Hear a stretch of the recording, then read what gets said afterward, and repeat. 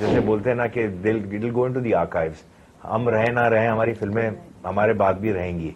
तो आप ऐसा काम करके जाओ जो लोगों को पसंद आए, यू नो, लाइक कि भाई ठीक है, you done justice to the work that you done. Cameraman अपने अपने क्राफ्ट के ऊपर ध्यान दे रहा है, एक एक्टर अपने लाइंस याद कर रहा है, कोई कोई कुछ सेटिंग कर रहा है, तो कुछ कोई कर रहा है। आई मीन से कोई एक भी आदमी डिस्ट्रैक्ट होता है ना, वो सबको डिस्ट्रैक्ट करता है। तो दिस होल कॉन्सेप्ट के यार सेट पे क्या मजे हुए, वो स्ट्रे मजे कोई ब्रेक वगैरह में हो जाता है, बट कोई मजे करने नहीं जाता है सेट के ऊपर।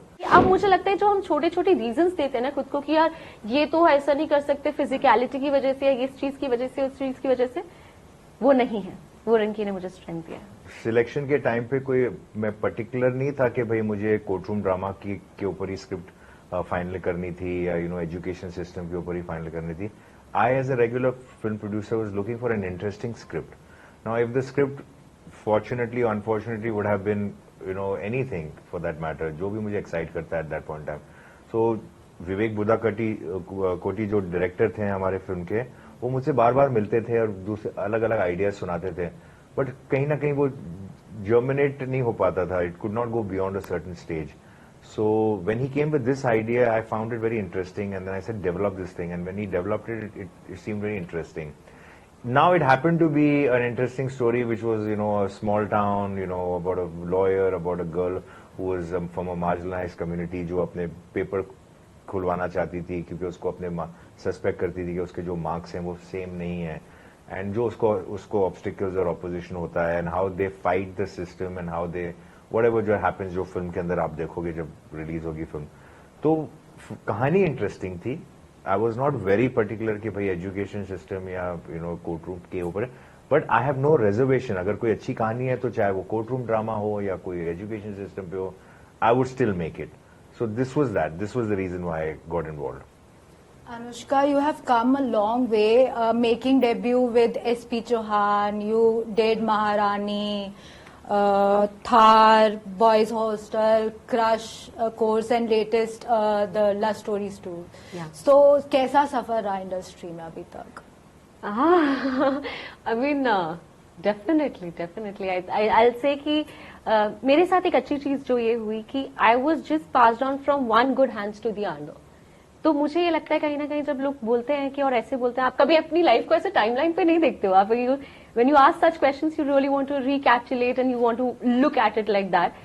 तो डेफिनेटली यार, and the kind of filmography you said, कई बहुत ज्यादा मिक्सचर ऑफ कैरेक्टर्स हैं, जो कि मुझे एज एन एक्टर सबसे अमेजिंग चीज लगती है कि just the start, but I think I was picked by good people. I'll say that. So आपने बोला कि बहुत सारे अलग अलग कैरेक्टर्स निभाए, अभी रिसेंटली आपने बोल्ड कैरेक्टर निभाया रेखा का, एंड नाउ गरिमा, तो कैसा ट्रांसफॉर्मेशन रहा? कैरेक्टर निभाया है, and this is Rinki Kumari character I am playing. तो कैसा ट्रांसफॉर्मेशन? या डेफिनेटली, एंड आई थिंक क्योंकि दोनों का प्लेसमेंट कहीं ना कहीं अलग है। It's not only as an actor and as a viewer also, I don't look the characters as कि ये बोल्ड था या नहीं था, इसका वॉइस क्या है। और दोनों का बहुत अलग वॉइस था, दोनों का वर्ल्ड बहुत अलग है, दोनों के स्ट्रगल सेल से बहुत अलग है। वो किसी बहुत अलग चीज से जूझ रही थी जहां से उसको निकल के बाहर आना था, बट उसके हाथ में उतनी चीजें नहीं थी। वो क्या कहना चाहिए, रेखा का कैरेक्टर कहीं ना कहीं बहुत ज्यादा दबावा था।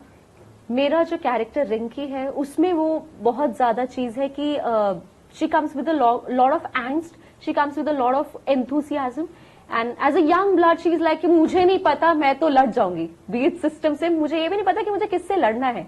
और धीरे धीरे जब फिल्म खुलती है और उसको पता नहीं होता कि यार ये वॉर इतना बड़ा होने वाला था और इतने बड़े लोगों से लड़ने वाली थी, and then someone asked you कि आप फिर भी लड़ोगे, लाइक हाँ मैं फिर भी लड़ूंगी। तो आई थिंक वो कैरेक्टर ने, जो रिंकी जो मेरे साथ पूरी लाइफ रहने वाला है, कि अब मुझे लगता है जो हम छोटे छोटे रीजंस देते हैं ना खुद को कि यार ये तो ऐसा नहीं कर सकते फिजिकलिटी की वजह से, या इस चीज की वजह से, उस चीज की वजह से, वो नहीं है।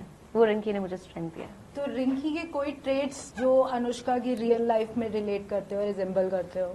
मैंने एक्चुअली यही है कि सबसे पहले तो कि अगर कुछ गलत है तो उसके लिए आवाज उठाना, फॉर श्योर। तो मुझे नहीं पता मैं रियल लाइफ में कितना ज्यादा कर पाती हूँ, नहीं कर पाती हूँ, बट हाँ रिंकी प्ले करने के बाद अब शायद थोड़ा और ज्यादा कर पाऊंगी। No means no. Arbaz, what made you choose Raveena Tandon as Tanvi Shukla? So, actually script अपने आप बताती है जो कैरेक्टर है, जो रोल है, उसका जो भी she was a like a middle-aged woman who was married with an 8-year-old son, and she was juggling her life between a husband and a child and her own profession that she was. तो उसके हमारे wish list में जब हम देखते हैं कि इस रोल के who suits this kind of role, so we needed a nice actress who was who had a face value, who was bankable, who was very good at her craft, and obviously Raveena ji was one of the main ones that we had in mind, and we were lucky that जब हमने उनको कहानी सुनाई और उनको मैंने उनको PDF file भेजा था स्क्रिप्ट का, and she returned by saying that she really loved the script and she wanted to be part of it, and then we worked on it and then film ho gaya. So she was somebody who was at the top of my list in terms of who would do justice to this role. So, are we going to see Arbaz Khan donning a hat again as an actor anytime sooner? Yes, for sure. Yeah, I am working on a few projects. Yes. Yeah. So, इस पटना शुक्ला में कोई मतलब आपको कभी लगा कि रवीना के again opposite आपको कास्ट होना चाहिए या? So I look at an apt cast for the role. So जब मैं मानव के साथ तनाव कर रहा था और जब स्क्रिप्ट मेरे पास आई तो हम जब रोल के लिए कास्ट कर रहे थे, मैंने अपने आप को कभी भी पहले से नहीं सोचा था कि ये जो रवीना के ऑपोजिट जो हस्बैंड का रोल है वो मैं प्ले करूंगा. I was always thinking who would be a good choice for it, who would be a good choice for it. तो मानव दो मैंने उनको ही plays very this powerful roles and aggressive roles and action oriented roles. I used to spend a lot of time with him in the evening, and I saw a very vulnerable and a very nice human being in that. And I said, यार ये जो आपका जो real life character है ना, ये तो ठीक है, एक इमेज में आदमी अपने आप को दिखाता है, उसकी इमेज अलग होती है, एंड रियल लाइफ में अलग होता है. मतलब अगर आप ये कैरेक्टर मेरे स्क्रीन के ऊपर प्ले करोगे ना, तो this is the character I am looking for in the film. And he was a little sceptic. Seriously I said तुम स्क्रिप्ट कर लो, I think you are going to be my first choice. If you like it, I'd love to have you on board. So he read the script and we discussed it, and then finally he came on board. Now the second question is that why I never considered myself, because firstly I didn't think that I was at that point in time the apt choice for it. Like एक wish list के अंदर एक होती priority होती है कि ये कर लेगा तो ठीक है, अगर ये नहीं तो फिर ये कर लेंगे तो ठीक है, अगर ये नहीं तो फिर ये इनसे करा लेंगे.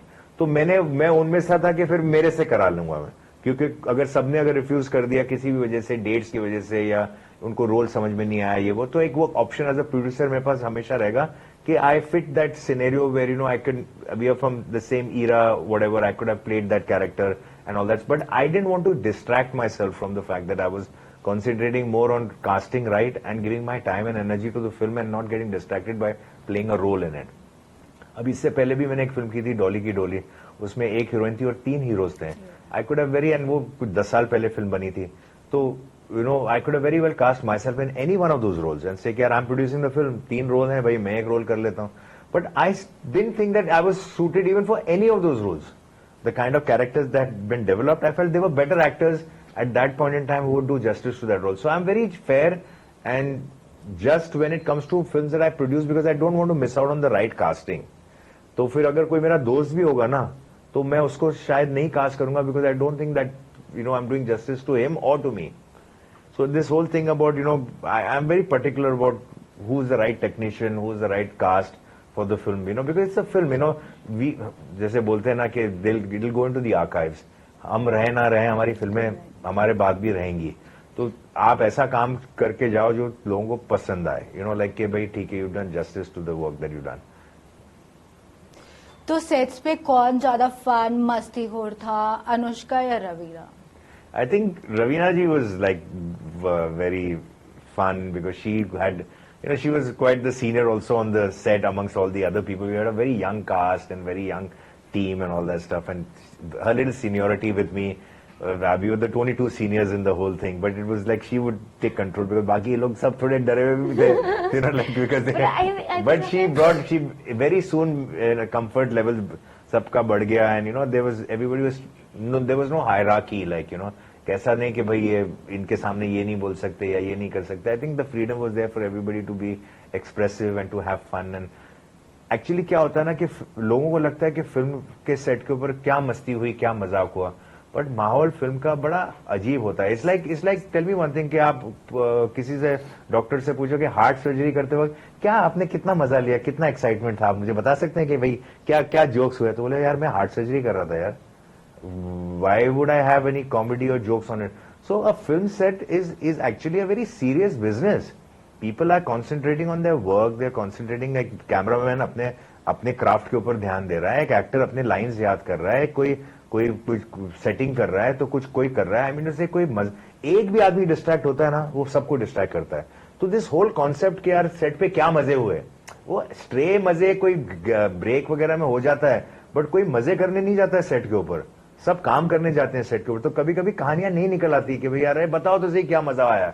अरे भाई सुबह से लेके शाम तक काम ही कर रहे थे, उसी पे ध्यान था हमारा. वो तो जब पैकअप हुआ उसके बाद मजे कर रहे थे, सेट पे कुछ नहीं हुआ था.